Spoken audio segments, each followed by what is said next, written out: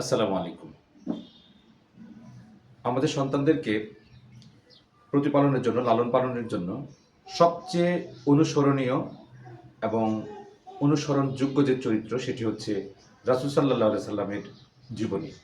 রাসূল সাল্লাল্লাহু আলাইহি সাল্লাম যেভাবে তার সন্তানদেরকে লালন পালন করেছেন, ইভেন সাহাবা আজমাইন যারা ছিলেন, তার সাহচর্য যারা পেয়েছেন, তাদেরকে ওয়ান কাইন্ড অফ তিনি যে আদর, ভালোবাসা, স্নেহ দিয়েছেন, অর্থাৎ প্রতিপালন করেছেন বলা যায়। এজন্য সন্তান প্রতিপালনের ক্ষেত্রে, প্যারেন্টিংয়ের ক্ষেত্রে সবচেয়ে অনুসরণযোগ্য চরিত্রই হচ্ছে রাসূল সাল্লাল্লাহু আলাইহি সাল্লামের চরিত্র। রাসূল সাল্লাল্লাহু আলাইহি সাল্লামের এই চারিত্রিক বৈশিষ্ট্যতে ৩টি জিনিস ছিল না, অর্থাৎ বর্তমান সময়ে আমরা প্যারেন্টিংয়ের ক্ষেত্রে ৩টি দুর্বলতা দেখে থাকি। এই ৩টি জিনিস, ৩টি দুর্বলতা রাসূল সাল্লাল্লাহু আলাইহি সাল্লামের জীবনে ছিল না। তার মধ্যে অন্যতম যেটি, সেটি হচ্ছে যে অজ্ঞতা।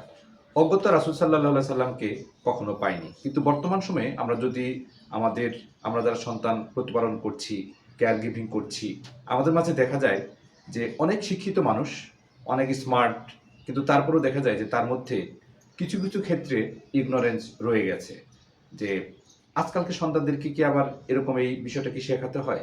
সে কিভাবে সমাজের সাথে মিশবে, এই বিষয়টা কি শেখাতে হয়?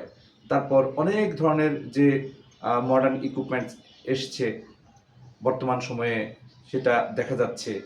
তারপরে এই বিষয়গুলি সম্পর্কে আমরা ওয়াকিবহাল থাকি না, অথবা আমাদের একটা অজ্ঞতা আছে বা অজ্ঞতা কাজ করে।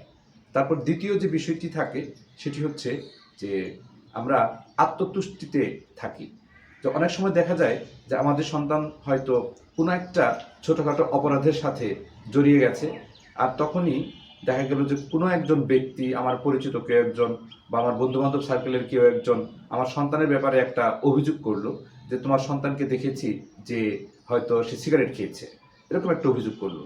কিন্তু তখন আমি খুব কনফিডেন্টের সাথে, খুব কনফিডেন্স নিয়ে বলি যে না, আমার সন্তান এটা করতেই পারে না।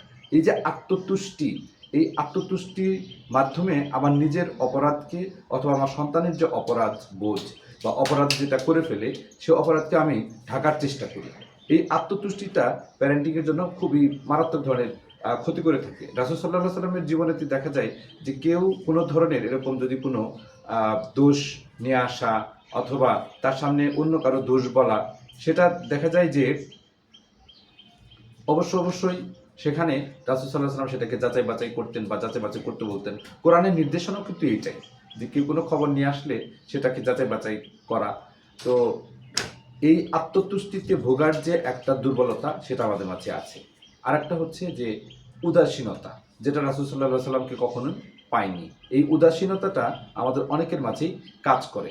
আমরা যখন উদাসীন থাকি আমাদের সন্তানদের ব্যাপারে, সে কি করছে না করছে, অনেকটা নেগলিজেন্সি কাজ করে, তখনই দেখা যায় যে আমাদের সন্তানরা ডিরেল হয়ে যাচ্ছে। সে আসলে কোথায় মিশছে, তার ফ্রেন্ড সার্কেলটা কেমন, পিয়ার্স কেমন, এই বিষয়গুলি যখন আমি যাচাই বাছাই না করছি, তখনই আমাদের সন্তানরা হয়তো ডিরেল হয়ে যাচ্ছে। এই যে ডিরেল হয়ে যাচ্ছে, সে কিন্তু আসলে ডিরেল হচ্ছে প্রথম দিনে গিয়েই কিন্তু ডিরেল হচ্ছে না।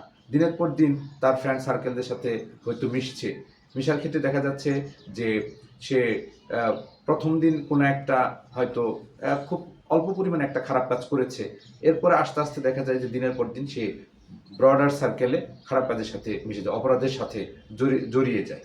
কিন্তু আমরা ততক্ষণ পর্যন্ত কিন্তু আমরা আসলে উদাসীন থাকি তার কাজকর্মের ব্যাপারে, তার ফ্রেন্ড সার্কেলের ব্যাপারে, তার সে কোথায় মিশছে এই ব্যাপারে, তার সে যে ডিভাইসগুলো ইউজ করছে সে সকল ব্যাপারে উদাসীন থাকি। কিন্তু রাসূল সাল্লাল্লাহু আলাইহি সাল্লামের যে চরিত্র, এই চরিত্রের বৈশিষ্ট্যের মাঝে কিন্তু এই উদাসীনতাটা ছিল না, যেটা আমাদের মাঝে কাজ করে। তাহলে এই ৩টি বড় ধরনের দুর্বলতা যদি আমাদের প্যারেন্টিংয়ে থাকে, তাহলে আমরা আমাদের সন্তানদেরকে ঠিকমতো লালন পালন করতে পারবো এবং তাদেরকে রাসূল সাল্লাল্লাহু আলাইহি সাল্লাম অথবা ইসলামিক প্যারেন্টিং বলতে যা বোঝায়, তাকে আল্লাহ রাব্বুল আলামিনের রেজামন্দি হাসিলের জন্য বা আল্লাহর সন্তুষ্টি অর্জনকারী একজন বান্দা হিসেবে গড়ার জন্য যে প্রচেষ্টা, সেই প্রচেষ্টা যদি আমরা না চালাতে পারি, তাহলে আমাদের সকল প্রচেষ্টা কিন্তু আসলে ব্যর্থতায় পর্যবসিত হবে। তো আমরা চেষ্টা করব রাসূল সাল্লাল্লাহু আলাইহি সাল্লামের জীবনকে অনুসরণ করে আমাদের প্যারেন্টিং যে জার্নি, সেই জার্নিটা সম্পন্ন করবার জন্য। তো আজ আর কথা বাড়ছি না, সকলেই ভালো থাকবেন, সুস্থ থাকবেন, শুভকামনা সকলের জন্য। আল্লাহ হাফিজ।